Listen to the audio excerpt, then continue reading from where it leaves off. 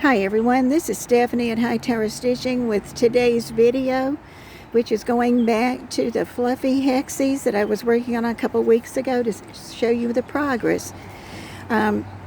It's Stephanie, and if you want to find me on YouTube, it's Stephanie Kitchens 4340. And sometimes I have things that I sell, and so they go on to hightowerstitching.etsy.com, so you can find me there. This quilt has been so much fun, and what I'm showing you right now is a piece that's 56 by 52 inches. There are 5 rows of flowers. One row has got 6 flowers, the next row's got 5 flowers, and then it alternates. And down in the front, when I first started, I would make 1 flower, and then I would add a next flower to it, and then add the next flower. By the second row, I said there's got to be another way to do this, so I started making 5 or 6 flowers and then laying them down where I thought they would go.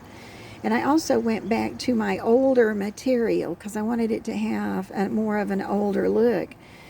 And then I made 5 or 6 for the next row, and this is one of them that I got, picked out that fabric there, and remember that the front and the back are going to be the same.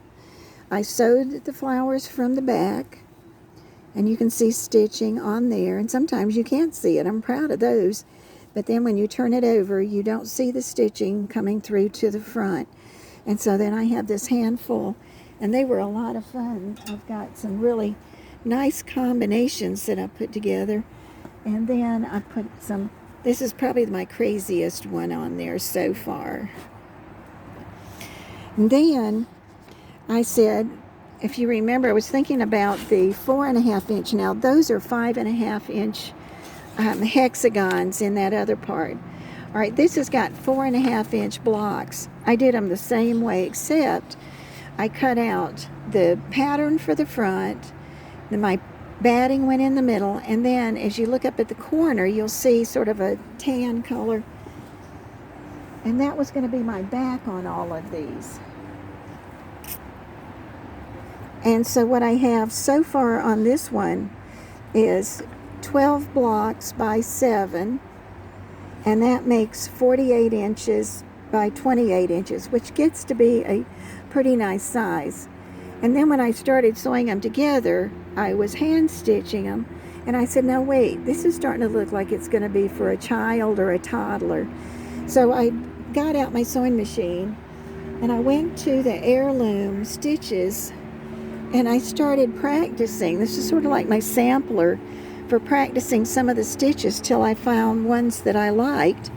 And what's nice about it is you have stitching on the front and you have stitching on the back. So when you turn it over, you can see the stitching on the back. And the other funny thing is you can see little holes where the corners are. And that's not going to affect anything because you've got so much good stitching in there. But I didn't quite master how to eliminate those holes, so I just said that's a good part of it. This is Stephanie at Hightower Stitching. Thank you for watching. I hope you enjoyed that. Please hit subscribe and like, and if you have a notification button, hit that button so that you always catch my videos, which I put out on Sunday mornings. Thank you for watching.